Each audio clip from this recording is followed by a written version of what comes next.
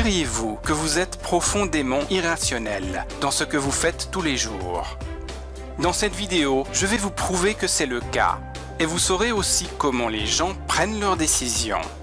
En réalité, les études marketing traditionnelles, qualitatives ou quantitatives, sont peu fiables, parce qu'elles sont basées sur du déclaratif. Or, la majorité des gens ne font pas ce qu'ils disent, simplement parce qu'ils ne sont pas conscients de toutes les décisions qu'ils prennent au moment d'acheter. Contrairement à ce que l'on peut croire, les décisions ne se font pas au niveau de la conscience.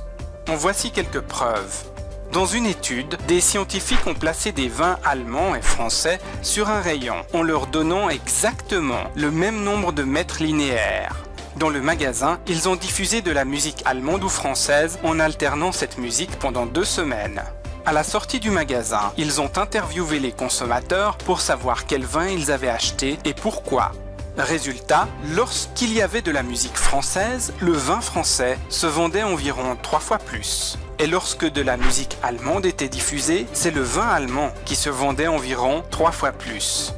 La musique influençait donc clairement la décision d'achat. Mais il y a beaucoup mieux encore. Ce qui était encore plus intéressant, c'est la réaction des gens à ces décisions. 86% des gens disaient « Non, la musique n'a pas influencé ma décision d'achat ». Cela signifie que les gens n'avaient pas conscience de ce qui les influençait à acheter le vin. Mais ce n'est pas tout. En 2004, une autre étude a été conduite sur les préférences entre les marques de soda Pepsi et Coca-Cola. Il y a eu 2 tests. Dans le premier test, l'on faisait déguster des échantillons de chaque boisson sans que les sujets ne sachent de quelle marque il s'agissait. Dans le second test, l'on faisait déguster des échantillons de chaque boisson en révélant seulement l'une des 2 marques au sujet. On a répété ce deuxième test 2 fois.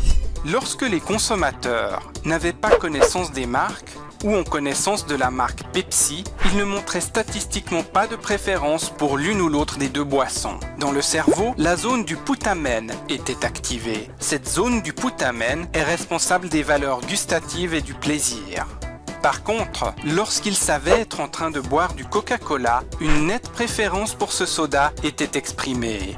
Soudain, ce sont d'autres régions du cerveau qui étaient enclenchées, comme l'hippocampe ou le cortex préfrontal ou encore le tronc central. Le putamen était soudain en retrait. En conclusion, lorsque l'on dit au cerveau qu'il boit du Coca-Cola, il a une préférence immédiate pour ce produit, malgré le fait que la zone du goût lui signale une autre préférence. Qui a dit que vous étiez un être rationnel ? Pensez-vous toujours que vous agissez de manière rationnelle et logique dans la plupart des cas? Les neurosciences ont prouvé le contraire depuis longtemps. Martin Lindstrom, auteur de l'étude Biology, dont il a fait un livre, a pu prouver que 85% de nos décisions sont irrationnelles. Ce qui se passe dans notre cerveau, c'est que la prise de décision n'est pas forcément consciente. Elle dépend surtout du processus émotionnel. Le professeur de neurosciences de l'Université de Californie, Antonio Damasio, l'a expliqué dans son livre Descartes' Error, Emotion, Reason and the Human Brain. Il a notamment démontré que si l'on supprimait les émotions du processus décisionnel, notamment chez les gens qui ont eu des accidents cérébraux, l'on prenait de mauvaises décisions. Les émotions sont donc nécessaires pour prendre de bonnes décisions. Le professeur Antonio Damasio résume le fonctionnement du cerveau de la manière suivante. Nous ne sommes pas des machines logiques avec des émotions. Nous sommes des machines émotives qui parfois sont logiques.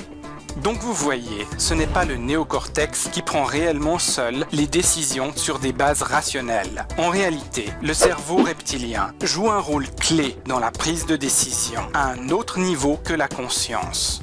Comme on l'a vu dans la première vidéo, le cerveau reptilien a plus de 500 millions d'années. Il nous sert à survivre. Ses préoccupations étaient « Ici il y a de la nourriture, je vais la chasser » ou « Attention, il y a cet animal qui veut me manger, il faut que je m'échappe ». Le cerveau reptilien ne comprend pas le langage humain. Une fois la décision prise par le cerveau reptilien, notre cerveau logique, le néocortex, se charge de donner un sens à nos décisions. Dans la prochaine vidéo, vous allez apprendre comment vous adresser à cet organe, le cerveau reptilien, qui ne comprend pas le vocabulaire humain. Vous saurez comment l'influencer avec une formule simple, en 6 points. Car la bonne nouvelle, c'est que le cerveau reptilien est si vieux qu'il est quasiment prévisible.